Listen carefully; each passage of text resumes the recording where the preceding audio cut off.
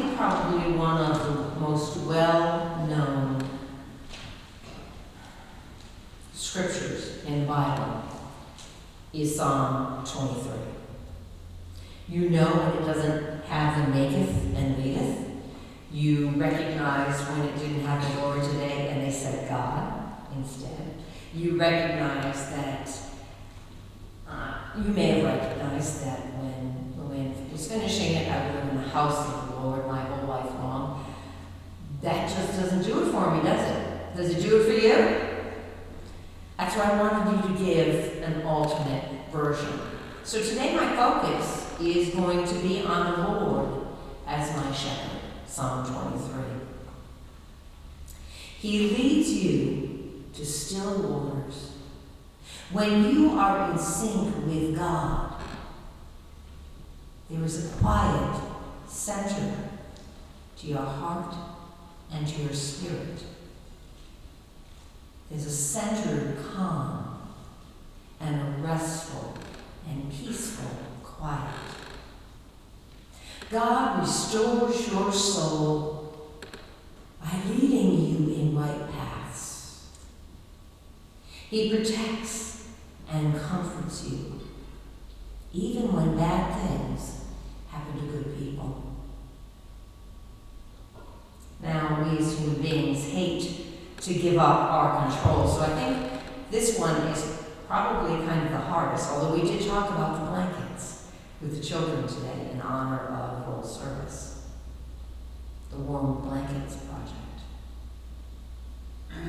We hate to give up our control because that can be fearful, suspicious, and don't we always think we know better? Or do we doubt that we're even hearing God's will for our lives?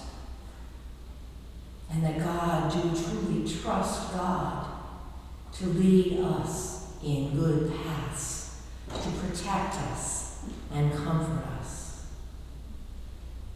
Now, that's not all that new. If you look at the Bible, how many know who the doubting Thomas is? People know who doubting Thomas is. Yeah. Thomas was the disciple who, after Jesus was resurrected, he met with the disciples, and they all told Thomas, because he wasn't there, he said, "We saw Jesus, it's the real thing." And he says, "I'm not going to believe him until I put my finger in his sores and his wounds." We all have a bit of doubting Thomas in us. And I don't know that if that's necessarily because we doubt God, or we doubt that we're worthy enough for God's attention. And if it's a second, if it's both things, we need to pay attention to that. We don't know. We doubt whether God is actually leading us. We get anxious because the search committee is in a discernment process. And so they are going to take their time and let God lead them into who should be called to this church. Now, do we want them to hurry up and get somebody right now if it's not the right person? No, we don't. And yet God is leading them, and God will lead them. That's why we pray for them all the time. You should be praying on a daily basis if you can't, but at least we pray every Sunday that God will guide them in their process. Because this is God's church, and you want a special person here. You don't want to go backwards. You want to go forward. And so Jesus says that blessed are those who will believe without seeing. Can you believe that God is guiding us? Can you believe that God is guiding you? Can you believe that God may not have had the person who's going to be your next pastor finish their profile? It's a timing thing. Can you believe that God cares enough about this church in the town of Spencer that God would guide us We have doubts. We're taught that from early on. What did we tell our children about strangers? You don't go with strangers, right? Well, I was down in Disney back in, it was 2013. My kids had brought me down, and my granddaughter at that time was maybe 4 to 5 years old. And we went to this expo, and it was about firemen and firefighting. And it never occurred to me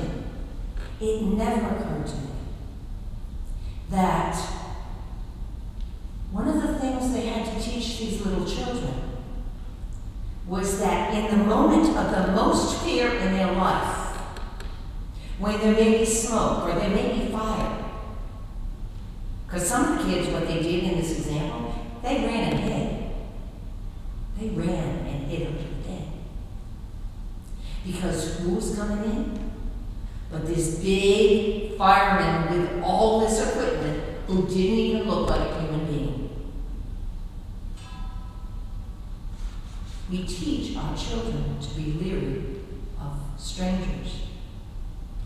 We teach them to go to policemen, and that's a little bit easier. But firemen with all that gear on, when they're scared, think about how that's working within you to hinder you from going to God. Are you fighting the very people, the very person, the very entity? Because God is beyond personhood. God is beyond personhood. Are you fighting God? In what way you should go? Today in John, Jesus is talking about being the good shepherd. He says, my sheep hear my voice. They follow me. Are you following Jesus? He says, no one can snatch them from my hand. No one can snatch you from Jesus' love. And that God's claim on our spirits is eternal. Now, that kind of that's a guarantee. Is that a rarity in this world? Are we living in an age where this kind of, the term I remember from school was planned obsolescence. In other words, if you're making a widget, you're making a toaster, or you're making something, you don't want it to last forever because you want somebody to have to go buy it again. How many have bought Craftsman tools? I know I have. Yeah. What did they come with? Lifetime guarantee. Lifetime guarantee. That if it breaks, they're going to return it. But does it protect us if you lose it? Someone borrows it and doesn't return it, or someone steals it? Doesn't work that way. How many of you pay attention to signs but doubt God's? How many of you pay attention when you're driving and there's a caution light? A danger sign, a sign for poison. And yet we pay attention to these worldly signs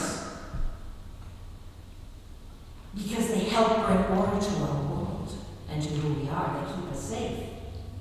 And yet we doubt God. Jesus says in John that he will never abandon us. That Jesus is steadfast even when we are faithless. Jesus and God are one. Jesus came in human form, but he had a divine nature. It takes a leap of faith to give our lives to Jesus' care. Are we going to do that, or are we going to be doubting Thomases for the rest of our lives? Do we have to be in control? How can you discern the voice of the shepherd from others? And following God, despite your tendency to want to hold on.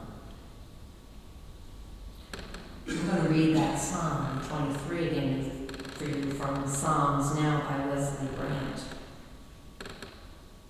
The Lord is my constant companion. There's no need he cannot fulfill.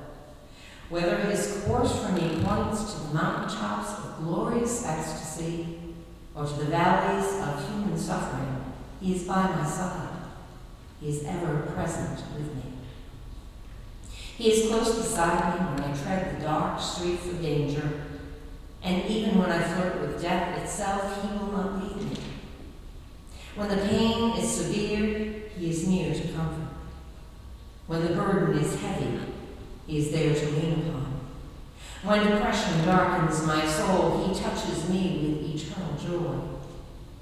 When I feel empty and alone, he fills the aching vacuum with his power. My security is in his promise to be near me always, and in the knowledge that he will never let me go. Walk your path in faith. Steadfastly move forward and bring to this world